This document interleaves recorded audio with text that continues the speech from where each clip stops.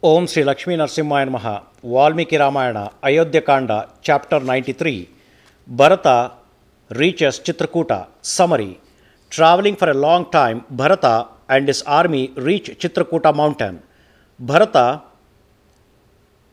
appreciates the beauty of that place and identifies it as an abode of ascetics. He instructs his soldiers to explore the woods and find out where Rama and Lakshmana are living.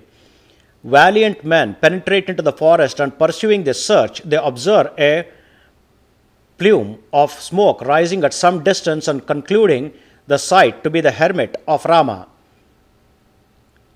Bharata commands his army to halt and decides to walk with Sumantra and Dhriti, his spiritual preceptor, to Rama's hermitage. Chapter 93 in detail. Seeing that large army on the march, the herds of beasts with their leaders, the denizens of woods were frightened and ran away together.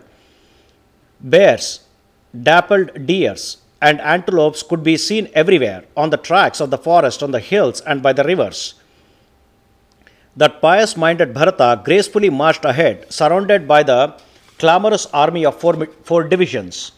The army of the magnanimous Bharata, which resembled the high tide of an ocean, covered the earth as clouds covered the sky in rainy season.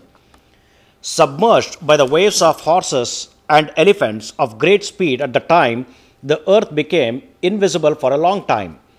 Having travelled for a long distance, the glorious Bharata, whose animals were now fully exhausted, said to Vasishtha, the most sagacious of his counselors, as follows: "Look at the features of this place, and from what has been heard by me, it is clear that we have reached that area of which Bharadwaja spoke. This mountain is Chitrakuta. This is the river Mandakini. This forest is appearing like a blue cloud from a distance. By my elephants appearing themselves like mountains, the lovely peaks of Chitrakuta mountain are being trampled. These trees on the peaks of the mountain are shedding flowers as black and intense cloud shower water in a rainy season.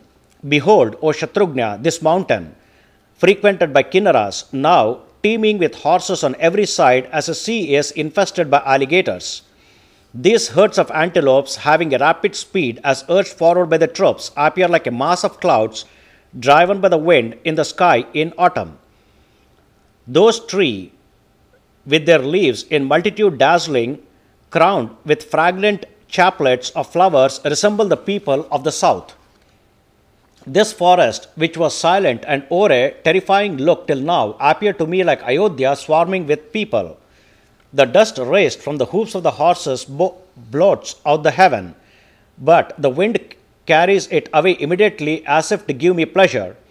Behold, O Shatrugna, these chariots yoked with horses and mounted by the chief charioteers are rushing together rapidly in the forest.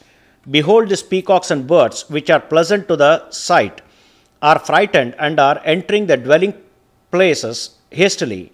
This place to me is appearing very much lovely, resembling in every way like a threshold of heaven. It is clear an abode of ascetics.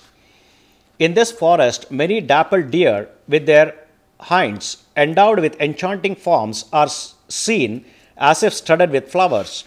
Let the soldiers proceed quickly to explore the woods to find those tigers among men, Rama and Lakshmana." Hearing the words of Bharata, valiant men wearing weapons in their hands penetrated into the forest. Suddenly they observed a plume of smoke rising. Seeing that spiral of smoke, they returned to Bharata and said, "There can be no fire in a deserted place. Assuredly, Rama and Lakshmana are there.